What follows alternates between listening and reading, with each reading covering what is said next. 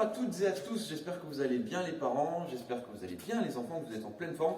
Vous avez vu, aujourd'hui je suis accompagné par Marie-Pierre. Bonjour à tous. Et par Greg. Bonjour. Je vous avais prévenu aujourd'hui, c'est une séance où vous allez avoir du très très lourd. Donc comme à chaque fois, comme à chaque séance, on va commencer avec un petit salut, une petite phase d'échauffement. Et aujourd'hui, on va développer un petit peu certaines capacités, certaines compétences pour apprendre le Taikyoku Shodan, qui est le premier kata d'apprentissage en karaté. Je vais laisser, une fois que qu'on aura fait le salut, je vais laisser la parole à Marie-Pierre pour l'échauffement. Et ensuite, on passera sur une partie un peu plus technique. Vous êtes prêts? Allez, position Musobidachi. Pied en V, bras le long du corps. Les enfants, le dachi, c'est quoi en karaté? En japonais, c'est la position. D'accord? Attention, otogari. Ouais. On s'incline, on se redresse. Marie-Pierre, tu es prête? Je suis prête. Allez, c'est parti. Et vous êtes prêts?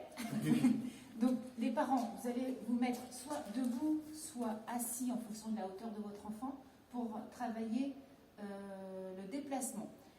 Votre enfant, vous allez lui dire toucher le coude, le genou ou l'épaule.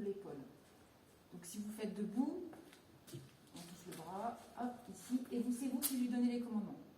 Vous pouvez vous asseoir pour que ce soit plus facile pour lui. Et ensuite, pour développer l'exercice, votre enfant pourra toucher avec une jambe, pas trop non plus, le ventre ou les épaules ou les jambes. Comme ça, il travaille son équilibre. Il est sur une jambe. Le but du premier exercice de toucher deux mains, c'est aussi de se déplacer et d'aller le plus vite possible. Dès que vous dites coude, Greg, tu vas me donner je vais vous faire la démonstration. Greg va me donner le top départ. Allez, coude, genou, épaule, coude, coude, genou, épaule, épaule, genou, épaule, genou, coude. On va faire les pieds, les jambes pour vous montrer. Allez, genou, la main, l'autre main, genou, Ah, je me suis trompée. genou, main, ventre, main, genou. Réflexe. C'est facile, hein? Alors, vous avez vu les parents, c'est un jeu qui permet de stimuler un petit peu l'enfant. Donc, vous lui donnez un signal clair, net et précis, et l'enfant doit essayer de toucher cette zone-là le plus rapidement possible. N'oubliez pas que nous, là, on est tous les deux debout, mais vous serez peut-être à genoux avec votre enfant, donc votre ventre, il est accessible pour la main ou pour le pied de l'enfant. Si l'enfant a un petit frère, une petite sœur, un grand frère ou une grande sœur, il peut le faire avec son frère ou sa sœur, et vous pouvez inverser les rôles. Comme ça, l'enfant vit les deux rôles. Ça, c'est important. Si vous voulez également stimuler un petit peu l'enfant, là, une fois que l'enfant a bien compris l'exercice, vous pouvez mettre une limite, vous mettez sa ceinture au sol et vous vous éloignez. Et comme ça, l'enfant, il doit aller plus vite et il doit vite revenir derrière la ligne. D'accord? C'est des petites astuces pour permettre de rendre l'exercice un petit peu plus fun ou un petit peu plus compliqué. Sans oublier que les touches sont interdites. C'est juste un effleurement au maximum. Il n'y a pas de La frappe est interdite. Voilà. On ne frappe pas, on vient effleurer ou toucher un petit peu. En plus, ils apprennent à contrôler un petit peu leur énergie et leur force. Très bien cet exercice-là. Bon. À vous de jouer. Les parents, vous pouvez mettre la vidéo en pause et vous pouvez faire cet exercice tant que l'enfant est stimulé, tant que l'enfant prend du plaisir. N'hésitez pas à faire durer l'exercice. L'objectif, c'est vraiment qu'il prenne du plaisir à travailler avec vous. Très bien. On va faire un deuxième exercice où cette fois-ci, je vais demander à l'enfant, vous allez demander à votre enfant de mettre le pied dans le cerceau. Donc le cerceau, il va être constitué, nous on a mis une corde, c'est une corde d'escalade, mais il va être constitué de la ceinture de l'enfant. D'accord? Donc vous prenez la ceinture de votre enfant, ici, vous venez l'enrouler, vous faites un cercle plus ou moins grand. D'accord? Donc on vient poser la ceinture au sol, ça forme un cerceau. Et donc là, je vais demander à Greg de se mettre dans le cerceau. Il va mettre un pied dans le cerceau et un pied en dehors du cerceau. Voilà. Bon. Là, il a le pied gauche dans le cerceau, le pied droit en dehors du cerceau. Je vais lui demander de mettre la jambe droite devant le cerceau. Voilà.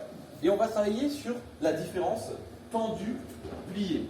Ça, c'est quelque chose qui est hyper important pour les enfants, notamment dans leur apprentissage de la position Zen Kutsudachi.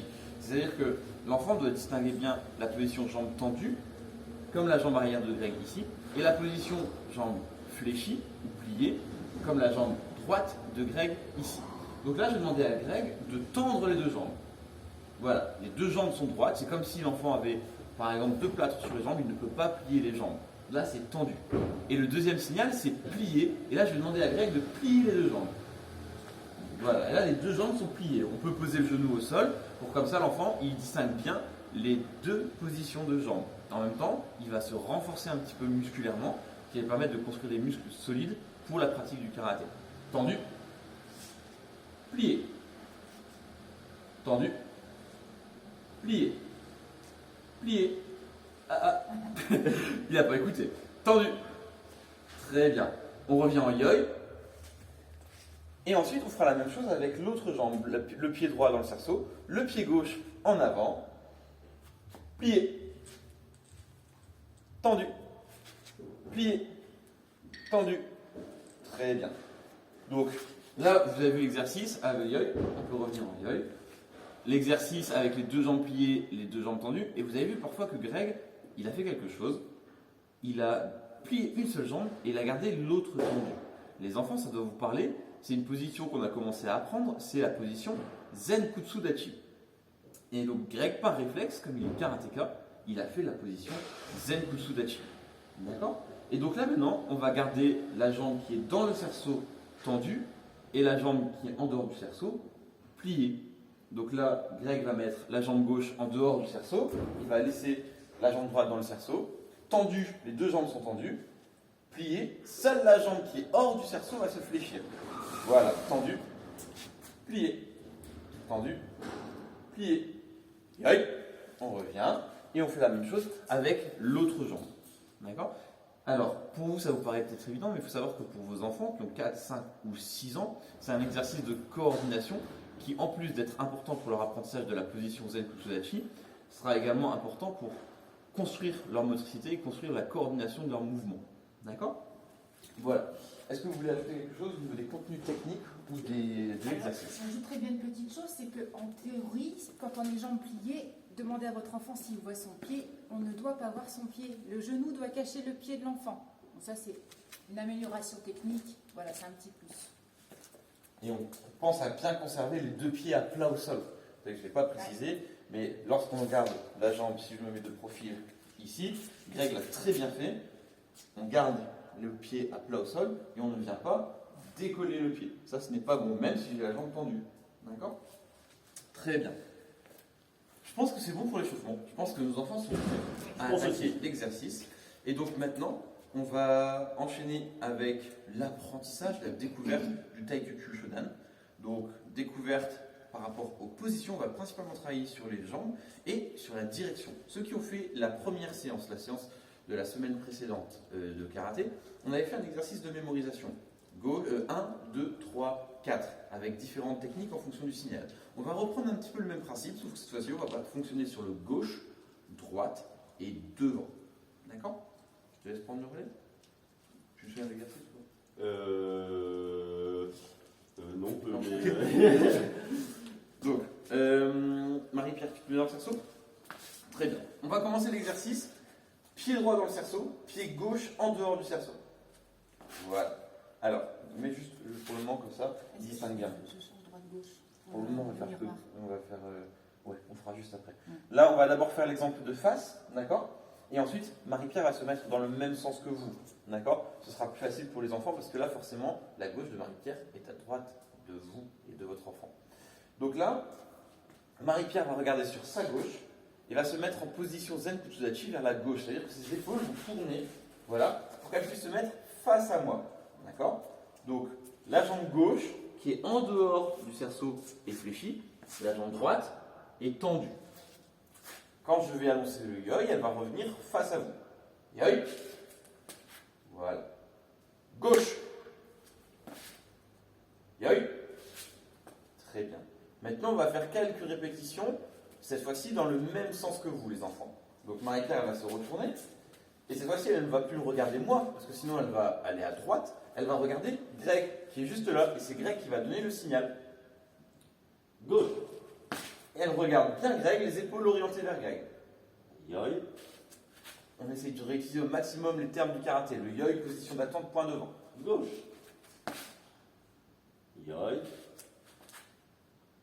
Droite. Yoi. Droite. Très bien. Donc vous avez vu, la Greg, il a déjà alterné le gauche et le droite. C'est très bien. C'est l'objectif de l'exercice. Travailler, en plus de sa technique, la latéralisation. D'accord? Ça fait beaucoup d'informations. Je vous invite donc à bien passer du temps, effectivement, comme tu disais Marie-Pierre. On passe du temps sur le gauche. Greg, il a fait faire plusieurs gauches avant d'attaquer le droite. D'accord? Admettons qu'à un moment, Marie-Pierre, donc tu vas te remettre dans le même sens que les enfants, se trompe. Vas-y, je te donne un signal. Gauche. Là, Marie-Pierre s'est trompée. Elle est allée à droite. Les parents, vous demandez à l'enfant de se mettre de l'autre côté. Donc, Marie-Pierre, tu te remets dans le cerceau et c'est de l'autre côté la gauche. Ici, voilà. Comme ça, l'enfant mémorise et tout de suite, on va recommencer gauche. Gauche.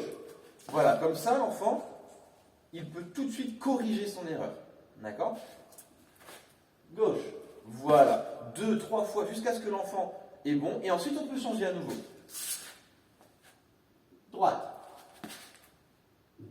Yoi. Gauche. Yoi. Gauche. Yoi. Parfait. Très bien. Donc là, Marie-Pierre a compris l'exercice. Je pense que ça va. Vos enfants, une fois qu'ils sont en réussite, une fois qu'ils ne se trompent plus de côté, une fois qu'ils arrivent à bien différencier tendu, plié et à bien se mettre en position, n'oubliez pas que vous pouvez utiliser vos enfants, si il y a des grands frères, des grandes sœurs, vous pouvez vous mettre chacun d'un côté et se mettre face à vous, ça lui donne des repères visuels qui sont importants. Une fois que vous avez fait cette étape-là, travaillez sur l'imaginaire. D'accord?